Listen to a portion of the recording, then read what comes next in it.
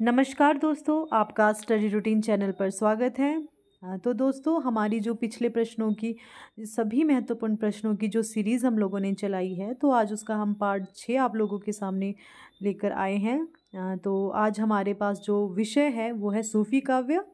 और तो चलिए चलते हैं हम पहले प्रश्न पर। हिंदी का प्रथम सूफ़ी कवि कौन है? तो अगर हम प्रथम सूफ़ी कवि की बात करते हैं तो वो है हमारे मुल्ला दाऊद जी। और जो हमारे ये सूफ़ी हिंदी का प्रथम सूफ़ी कवि जो सूफ़ी कवि प्रथम सूफ़ी कवि को लेकर कई विद्वानों में कई मतभेद है और कई लोगों ने अपने अपने अनुसार जो है कवियों को बताया। जैसे कि राम कुमार वर्मा ने मुल्ला दाऊद को तथा इनकी रचना को प्रथम सूफ़ी कवि और सूफ़ी काव्य माना है। और अगर हम बात करते हैं कुतुबन की, तो कुतुबन को रामचंद्र शुक्ल जी ने कुतुबन की जो रचना है मृगावती और कुतुबन को प्रथम कवि और प्रथम सूफ़ी काव्य और प्रथम सूफ़ी कवि माना है। रामचंद्र शुक्ल जी के अनुसार है कुतुबन। हिंदी का प्रथम सूफ़ी कवि की मान्यता पर विद्वानों में मतभेद है। अधिकतर विद्वान इस मत पर सहमत है कि मुल्ला दाऊद कृत चंदायन संभवतः हिंदी का प्रथम सूफ़ी प्रेम काव्य है। इसमें नायक लोरिक तथा नायिका चंदा के प्रेम कथा का वर्णन है। यह अवधी भाषा में लिखी गई है। इस आधार पर मुल्ला दाऊद को हिंदी का प्रथम सूफ़ी कवि भी माना जा सकता है। नेक्स्ट क्वेश्चन है, सूफ़ी काव्य पद्धति का अंतिम ग्रंथ कौन सा माना जाता है? तो काल क्रमानुसार सूफ़ी काव्य पद्धति का जो अंतिम ग्रंथ है वो है यूसुफ जुलेखा शेख निसार की यह रचना मानी जाती है। जबकि आचार्य रामचंद्र शुक्ल ने अखंड परंपरा की जो समाप्ति मानी है वो इंद्रावती से मानी है, जो कि नूर मोहम्मद की रचना है। सूफ़ी काव्य पद्धति का अंतिम ग्रंथ यूसुफ जुलेखा है, जिसकी रचना 1790 ईस्वी में नवाब शेख निसार ने किया था। कासिम शाहकृत हंस जौहर की पद्धति पर इन्होंने भी अपने प्रेमाख्यान का नाम यूसुफ जुलेखा रखा, जिसमें प्रेमी यूसुफ का नाम पहले और प्रेमिका जुलेखा का नाम बाद में है। इस काव्य में नायक नायिका काल्पनिक नहीं है। यूसुफ का वृतांत कुरान में आया है।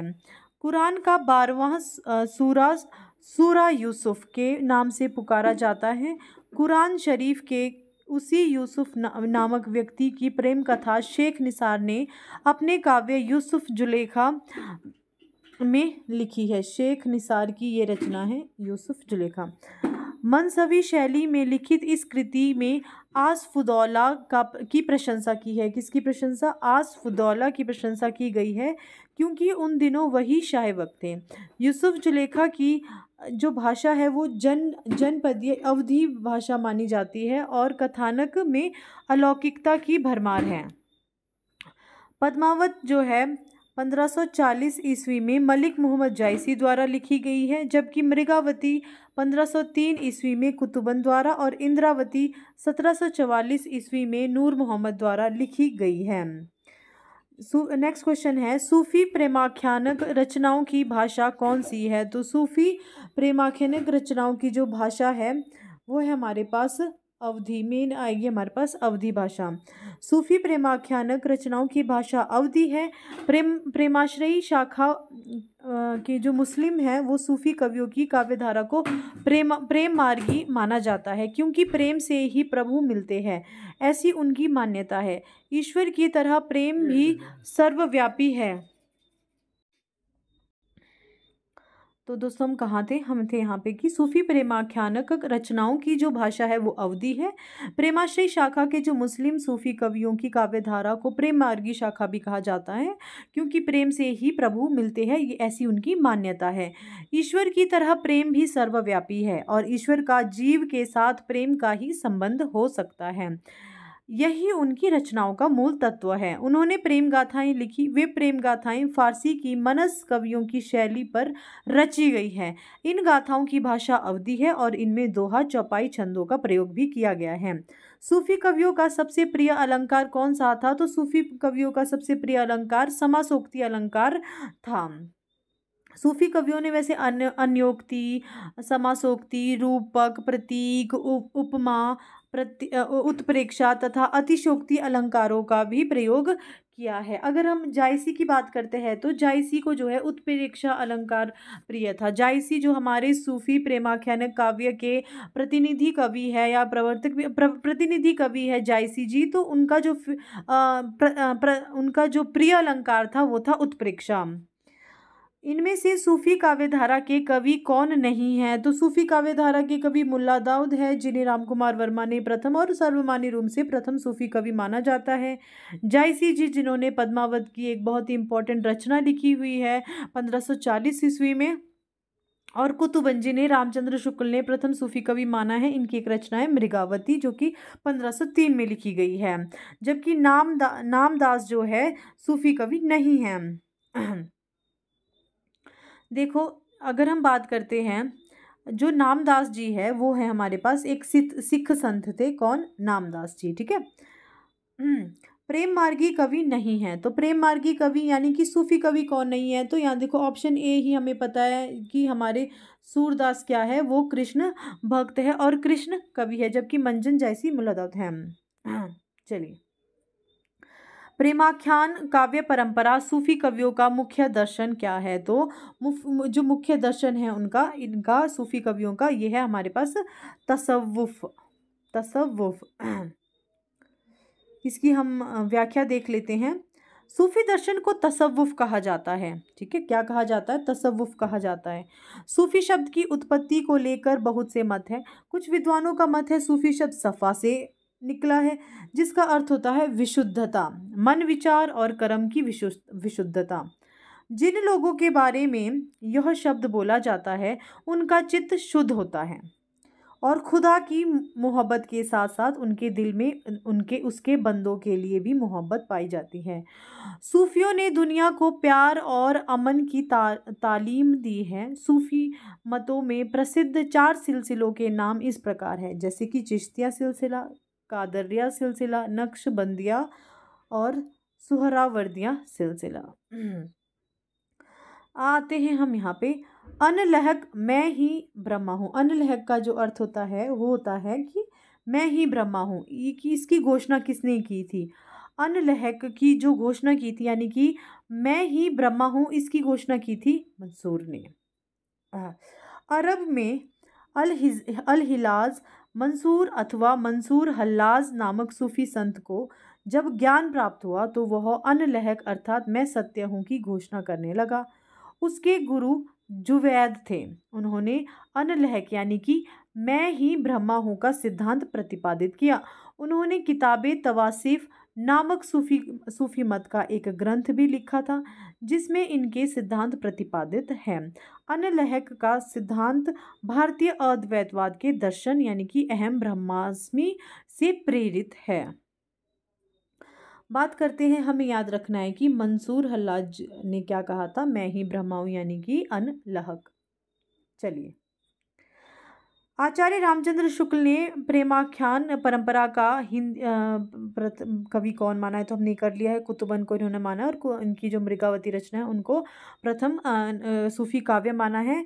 और बात करते हैं, जो हमारे पास ये कुतुबन था तो इसमें क्या था? नायक रामकुमार था तथा नायिका मृगावती थी। ठीक है, नायक का नाम क्या था? वैसे जो हमारे पास ये आता है कुतुबन जी, कुतुबन में जो नायक है हमारे पास वो राजकुमार था। ठीक है, यहाँ पर ये रामकुमार गलत लिख लिया है, जो यहाँ पर आ जाना था, ये मिस्टेक हो गई। तो जो कुतुबन का जो वो था नायक था, कुतुबन ने मृगावती में का जो कुतुबन की जो मृगावती रचना है उसका जो नायक था वो था राजकुमार था। ठीक है, चलिए, और नायिका थी मृगावती, है ना।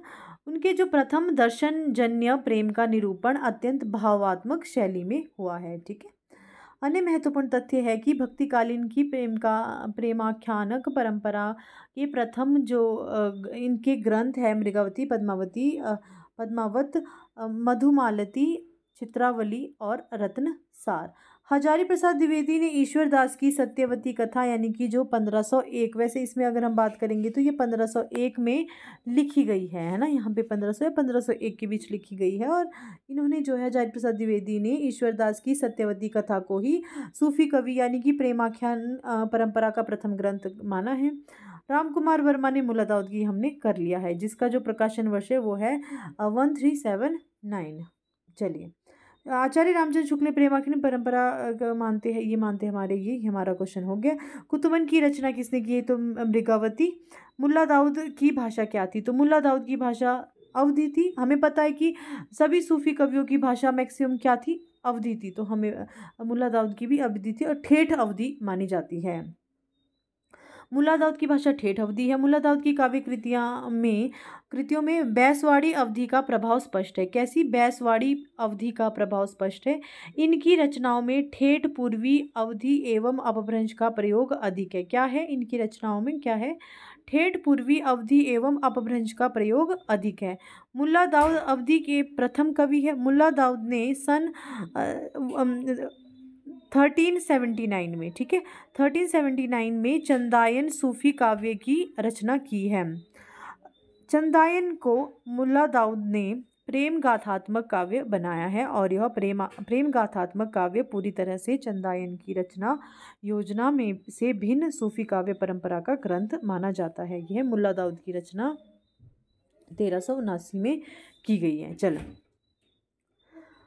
इनमें से जायसी की कौन सी रचना नहीं है? तो जायसी की रचना आखिरी कलाम है, अखरावट है, पद्मावत भी है, जबकि चित्रावली जो है उस्मान की रचना मानी जाती है। चलिए, नेक्स्ट क्वेश्चन है, कौन सी रचना जायसी कृत नहीं है? तो जायसी कृत मधुमालती नहीं है, ये मंझन की रचना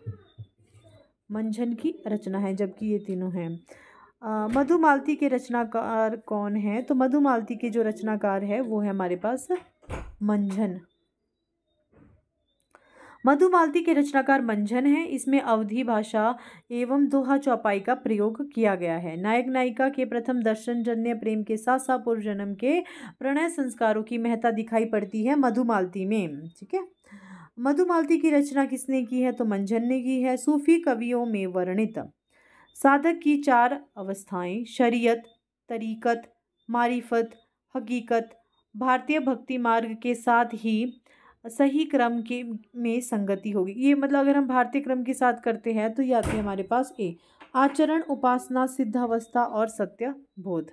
चलिए, सूफी पद में वर्णित साधक की 4 अवस्थाएं जैसे शरीयत, तरीकत, मारिफत और हकीकत की भारतीय भक्ति मार्ग के साथ सही क्रम ये होगा कि अगर हम जोड़े शरीकत को, ठीक है, हम जोड़े अगर शरीयत को, तो शरीयत क्या होता है इनके मुसलमानों के अनुसार? वो होता है कि धर्म ग्रंथों का विधि निषेध करना, ठीक है। मतलब अगर हम बात करते हैं जैसे कोई भी मतलब आचरण से संबंधित ये हो जाएगा, ठीक है, इनके अपने आचरण जो होते हैं। यहाँ पर देखो, यहाँ पे सब कुछ दिया है, हम यहीं से देख लेते हैं कि आचरण, उपासना, सिद्धावस्था और सत्यबोध ये इसके साथ साथ आ जाते हैं। और देखो ये है हमारे पास सूफी मत। शरीयत का मतलब होता है इसमें साधक को कर्म कांड का अनुसरण भी करना पड़ता है, कर्म करण का अनुसरण करना पड़ता है, ठीक है। और तरीकत का है, इसमें साधक उपासना में लीन हो जाता है ना। उपासना में क्या हो जाता है, जैसे कि यहाँ पर सेकंड में उपासना आ गया है ना हमारे पास। मारिफत कम होता है कि इसमें साधक आरिफ बन जाता है, ठीक है, आरिफ बन जाता है यानी कि सिद्धावस्था में पहुंच जाता है। हकीकत में होता है इसमें साधक को परम तत्व की उपलब्धि भी हो जाती है, तो परम तत्व यानी कि सत्य का बोध हो जाता है। चलिए, साधना की 4 अवस्थाओं में जो है शरीयत, तरीकत, मारिफत और हकीकत का संबंध किससे है? तो वो हमारे सूफी साधना से माना जाता है। भक्तिकालीन सूफी काव्यधारा की विशेषताओं के संदर्भ में निम्नलिखित में से एक विशेषता गलत है, उसके तो हम देख लेते हैं। इस काव्यधारा में क्या थे? सभी कवि मुसलमान थे। इसमें मैक्सिमम कवि, हाँ जी, सभी कवि हम मान सकते हैं कि मुसलमान थे। इस काव्यधारा के सभी कवियों में हिंदू प्रेमी प्रेमिकाओं की प्रेम कथा का काव्यात्मक चित्रण किया है। जी बिल्कुल किया है। इस काव्यधारा में के कवियों ने अवधी एवं ब्रज भाषा में रचनाएं भी की है। तो इसमें अवधि में तो मैक्सिमम लोगों ने रचनाएं की है। तो अगर हम ब्रज भाषा की बात करते हैं, ब्रज भाषा में वैसे अधिक रचनाएं नहीं हुई हैं इसमें, पर एक आध अगर हम बात करते हैं सूफी नामक की जो एक रचना है वो है एक, पर मैक्सिमम जो रचना है वो अवधी या राजस्थानी में हुई है। इस काव्यधारा के कवियों में सिर्फ प्रबंध काव्य ही लिखे गए। जी बिल्कुल, प्रबंध काव्य भी इस काव्य में लिखे गए। अब इसका आंसर हम देखते हैं कि इसमें स्टार दिया मलिक मोहम्मद जायसी का इसका जो राइट आंसर हो जाएगा, देखो हम यहाँ देखते हैं कि सूफी संत सूफी संतों को इस्लाम प्रचारक कहा जाता है। उन्हें केवल इस्लाम का प्रचारक कहना ठीक नहीं है, जबकि वे लोग अत्यंत उदार दृष्टिकोण के संत थे। लोग उनसे प्रभावित होकर जो है मुसलमान हो जाते थे। इस काव्य धारा के सभी कवि मुसलमान थे, तो पहला जो ऑप्शन था हमारे पास वो सही हो गया। सूफियों ने जिन प्रेम कहानियों की रचना की वे सब क्या थे? प्रबंध काव्य के अंतर्गत आती थी। बिल्कुल, ये जो है हमारे पास प्रबंध काव्य के अंतर्गत आती थी। इस काव्य धारा के सभी कवियों ने हिंदू प्रेमिकाओं के प्रेम कथा का काव्यात्मक चित्रण प्रस्तुत किया, बिल्कुल किया है। इसमें प्रेम के वियोग पक्ष को ही अधिक महत्ता प्रदान की गई है। इनकी भाषा अवधी थी, तो जो हमारे पास आ जाएगा कि किसी किसी कवि पर भोजपुरी और ब्रज भाषा का प्रभाव भी प्राप्त होता है, देखिए ना। तो अतः यहाँ पर सारे विकल्प जो है सही दिए गए हैं, इसमें कोई भी विकल्प असत्य नहीं है, ठीक है। चलिए, इट मीन्स कि जो हमारे पास सभी का इसमें जो है सारे आंसर सही हो जाएंगे, ठीक है। चलिए, नेक्स्ट क्वेश्चन आएगा। हम इसमें महत्वपूर्ण तथ्य देख लेते हैं। सूफी काव्य धारा के प्रमुख कवि थे जायसी, कुतुबन, मंजन, उस्मान, शेख नबी, कासिम शाह, नूर मोहम्मद। सूफी काव्य धारा को प्रेमाख्यानक काव्य धारा भी कहा जाता है। सूफी धारा के काव्य फारसी की मनसवी शैली में लिखे गए हैं। सूफी मत के अनुसार ईश्वर एक है, आत्मा यानी कि बंदा उसी का बंदा अंश है, ठीक है। आत्मा जो है क्या, उसी का अंश है ईश्वर का। यद्यपि कवियों का ज्ञान स्वाध्याय द्वारा अर्जित ना होकर सुना सुनाया अधिक है। सूफी कवियों का मुख्य केंद्र अवध था, ठीक है। यहाँ देखो इंपॉर्टेंट है कि सूफी कवियों का मुख्य केंद्र क्या था, तो सूफी कवियों का मुख्य केंद्र था अवध। चलिए, जायसी किस धारा के कवि थे, तो प्रेमाख्यानक काव्य यानी कि सूफी काव्य के। सूफी मुक्तक काव्य का प्रथम रचयिता इनमें से कौन सा कवि माना जाता है, तो अगर हम बात करते हैं सूफी मुक्तक काव्य का प्रथम रचयिता जो है अमीर खुसरो को माना जाता है, जो कि आदिकाल के कवि है। सूफियों ने विशेषतः तो प्रबंध काव्यों की ही रचना की है, किंतु कभी कभी मुक्तक शैली पर भी कुछ रचनाएं लिखी है। मुक्तक शैली में लिखने वालों में अमीर खुसरो का नाम सबसे पहले आता है। मलिक मुहम्मद जायसी को जायसी कहा जाता है, क्यों कहा जाता है, तो जायस नामक स्थान पर वो के निवासी थे, वो इसीलिए कहा जाता है।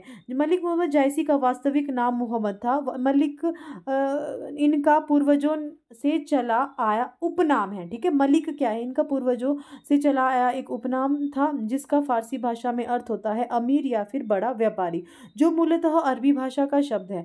मलिक मोहम्मद जायसी का जन्म 900 हिजरी में यानी कि सन 1492 के लगभग हुआ है माना जाता है। जैसा कि उन्होंने स्वयं लिखा है, या अवतार मोर नवी सदी 30 बरस ऊपर कवि वदी। जायसी के जन्म स्थान के बारे में मतभेद है कि जायस ही उनका जन्म स्थान था, वह कहीं और से आकर जायस में बसे थे। मतलब कि जायसी ने स्वयं कहा है कि जायस नगर मोर अस्थानु, नगर नगर को नवा आदि उद्यानु, तहाँ देवस 10 पहुँचे आयऊ, या बेराग बहुत सुख पाए। तो जायसी उनका जन्म स्थान था, या वह कहीं और से आकर यहाँ बस, हमें कुछ पता नहीं है इसके बारे में ना। अब बात करते हैं जायस वालों और स्वयं जायसी के कथानुसार वह जायस के ही रहने वाले थे। तो फिर ये जायस के ही रहने वाले थे। पंडित सूर्यकांत शास्त्री ने लिखा है, उनका जन्म जायस शहर के कंचाना मोहल्ला में हुआ था। डॉक्टर वासुदेव अग्रवाल ने के कथन में कहा है कि शोधानुसार जायसी का जो जन्म है वो जायस नगर में था, और वहीं पर उन्हें वैराग्य हो गया था तथा मतलब सुख मिला। कुछ विद्वानों ने इनका जन्म स्थान को गाजीपुर बताया। तो जायसी जब खुद बता रहे हैं इस कथन के इस पंक्ति के माध्यम से कि उनका जो नगर था, जन्म था, वो जायस में हुआ है, तो ये जायस में ही हुआ है। जायसी ओके। अब बात करते हैं यहाँ पे जायसी की प्रमुख रचना अखरावट, पद्मावत, आखिरी कलाम, चित्ररेखा, कहरनामा और मसलनामा या मसला है। पद्मावत जायसी का प्रबंध काव्य है, जो शब्द, अर्थ और अलंकृत 3 दृष्टियों से अनूठा है। यह जायसी का सर्वोत्कृष्ट ग्रंथ माना जाता है। आखिरी कलाम में कयामत का वर्णन है। हिंदी में सूफी काव्य परंपरा के श्रेष्ठ कवि मलिक मोहम्मद जायसी द्वारा रचित कवि के यश का आधार है पद्मावत, ठीक है। पद्मावत की विधा है प्रबंध काव्य है। कहरनामा जायसी की रचना मानी जाती है। आगे बात करते हैं हम कि ओहो, चलिए, सूफी संतों को इस्लाम प्रचारक कहा जाता है। उन्हें केवल सॉरी, ये हम थोड़ा ऊपर आ चुके हैं, ओके।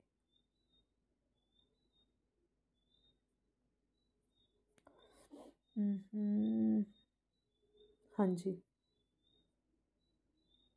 ये हो गया। हाँ जी, सॉरी सॉरी। कयामत का वर्णन जायसी की द्वारा रचित काव्य में हुआ है। तो जो कयामत का वर्णन हुआ है वह जायसी की कौन सी रचना में माना जाता है? तो आखिरी कलाम में माना जाता है। मलिक मोहम्मद जायसी के प्रसिद्ध प्रबंध काव्य का नाम क्या है? तो प्रबंध काव्य का नाम है जो है वो प्रसिद्ध है हमारे पास पद्मावत।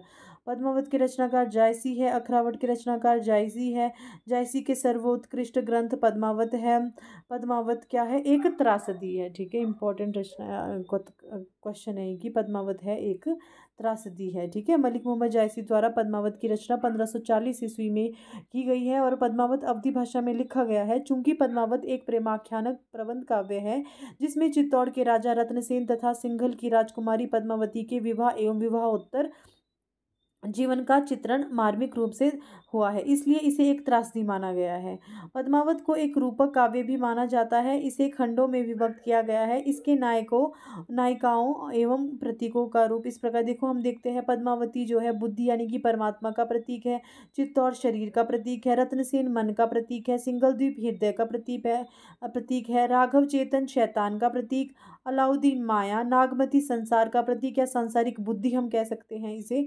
और हीरामन तोता गुरु का प्रतीक है। पद्मावत की रचयिता है जायसी। पद्मावत किस भाषा में लिखी है? तो ये जो है अवधी भाषा में लिखी हुई है। पद्मावत के अनुच्छेदों का नाम क्या है? तो पद्मावत में जो अनुच्छेद यानी कि सर्गों को क्या कहा जाता है? वो कहा जाता है खंड। तो जो पद्मावत है वो 57 खंडों में विभक्त है।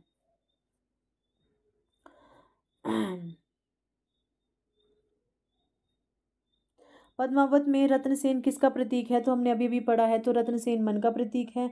जबकि बुद्धि या परम तत्व की अगर सांसारिक बुद्धि आएगी तो नागमती, अगर बुद्धि आ जाएगी या फिर हमारे पास यहाँ पर परमात्मा का प्रतीक भी बोल सकते हैं हम इसे, तो ये आ जाएगी हमारे पास पद्मावती। हृदय का प्रतीक जो है सिंगल द्वीप माना जाता है।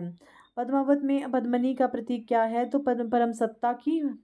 ठीक है, अगर हम शैतान का प्रतीक मानते हैं तो शैतान का जो प्रतीक था, यहाँ देखो शैतान का प्रतीक कौन था? शैतान का प्रतीक था राघव चेतन। ठीक है, राघव चेतन शैतान का प्रतीक हो जाता है। इनमें से कौन सी कृति जायसी की अक्षय कीर्ति के आधार पर रची गई है? तो पद्मावत जो है इनकी सर्वश्रेष्ठ और अक्षय कीर्ति। जायसी की 3 प्रमुख रचनाएं थी। ठीक है, पद्मावत, अखरावट और आखिरी कलाम। अखरावट में वर्णमाला के एक एक अक्षर को लेकर सिद्धांत संबंधी तत्वों से भरी चौपाइयाँ कही गई है। इस पुस्तक में ईश्वर, सृष्टि, जीव, ईश्वर प्रेम आदि विषयों पर विचार प्रकट किए गए हैं। आखिरी कलाम में कयामत का वर्णन है। अक्षय कीर्ति का आधार है पद्मावत, जिसके पढ़ने से यह प्रकट होता है कि जायसी का हृदय कैसा कोमल और प्रेम का पीर से भरा है। प्रेम का पीर का कवि भी कहा जाता है जायसी को। ठीक है, एक अगर रीतिकाल की बात करें तो घनानंद को कहा जाता है, परंतु सूफी काव्य धारा में प्रेम का पीर का कवि जायसी को कहा जाता है। पद्मावत को समासोक्ति किसने कहा? तो रामचंद्र शुक्ल जी ने जो है पद्मावत को समासोक्ति माना है।